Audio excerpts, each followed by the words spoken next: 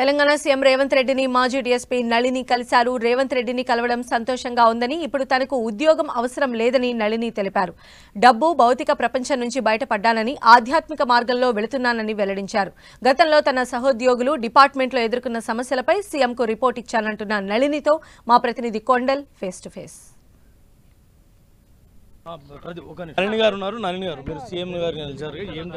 ఈసారి ఒక సీఎంని ఒక మామూలు ప్రజలకి ప్రతినిధిగా నేను వెళ్ళి కలవడం అనేది సంతోషంగా ఉందండి. మీరు ఏం దృష్టికి తీసుకెళ్లారు? ఉద్యోగం ఇస్తడానికి ప్రభుత్వం సిద్ధంగా ఉంది, మీరేనో వేరే ఆధ్యాత్మిక ప్రపంచంలో మీరు ఇప్పుడు ఉన్నారు, ఎలా? అవునండి, ఉద్యోగం ఇప్పుడు నాకు అవసరం కూడా లేదు. ఒకప్పుడు నాకు అవసరము కాబట్టి రోషయ్య గారు ఇవ్వగానే జాయిన్ అయ్యాను. ఇప్పుడు వారు ఇస్తా అన్నా కూడా ఉద్యోగం నాకు అవసరం లేదు. నిశుల్క సేవ చేస్తున్నాను నేను. డబ్బు, ఈ భౌతిక ప్రపంచము వీటన్నిటి నుంచి బయటపడ్డాను. ఒకవేళ ప్రభుత్వము ఆర్థిక సహాయం చేసినా కూడా మా గురువుగారు ఎవరైతే ఉన్నారో ప్రతిదీ ఏదొచ్చినా కూడా నేను వారికి గురుదక్షిగానే ఇస్తున్నాను. యజ్ఞయాగాదులు చేసినా కూడా నాకు వచ్చిన దక్షిణని వారి చేతికే ఇస్తున్నాను. ఇది కూడా వారికే ఇస్తాను. వారే ఒక గొప్ప కేంద్రాన్ని నిలబెడతారు. వారు భారతదేశంలోనే చాలా ప్రముఖ ఆచార్యులు, వారు ఆర్ష కవి కూడా. కాబట్టి ఈ డబ్బు కూడా నాకు అవసరం లేదు పర్సనల్ అవసరాలకి. కాబట్టి వేద కేంద్రానికి నేను అందరి సహాయం అడుగుతాను. ఇప్పుడు మొట్టమొదటిసారి సీఎం గారిని అడిగాను, ఇంకా అందరి సహాయం కూడా తీసుకుంటానండి.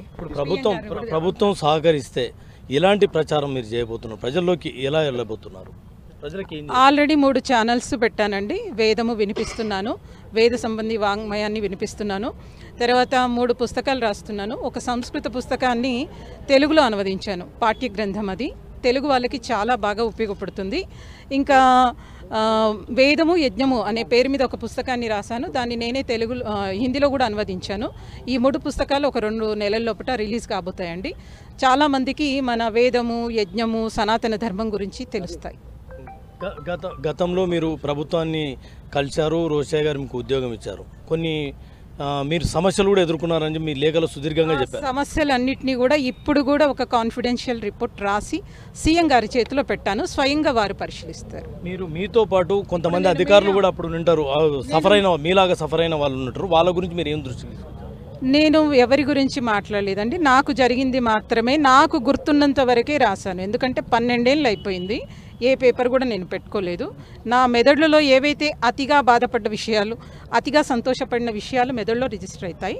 వాటి ఆధారంగానే ఆ జ్ఞాపకాలను నేను పేపర్ మీద పెట్టానండి. డిఎస్పీ నళిని దానికి సంబంధించి తాను ఆధ్యాత్మికంగా ప్రపంచంలో ఆధ్యాత్మికంగా తాను ప్రచారంలో ఉన్నాం కాబట్టి ఆ సంస్థకు ఏమన్నా ప్రభుత్వం సహకరిస్తే చాలు అని చెప్పి సీఎం గారి దృష్టికి తీసుకెళ్ళాలని అంటున్నారు. అదేవిధంగా సీఎం గారు రియాక్ట్ అవ్వడం పట్ల చాలా సంతోషాన్ని ఆమె వ్యక్తం చేస్తున్నారు. తెలంగాణ ఉద్యమకారిణిగా అప్పుడు చాలా సమస్యలు నేను ఎదుర్కొన్నాను, నాకు గుర్తున్నంత వరకు నేను అన్ని సమస్యలను సీఎం గారి దృష్టికి తీసుకెళ్ళానని చెప్పి మాజీ డిఎస్పీ నళిని చెప్తున్నారు. కెమెరా ప్రదీప్తో కొండల్.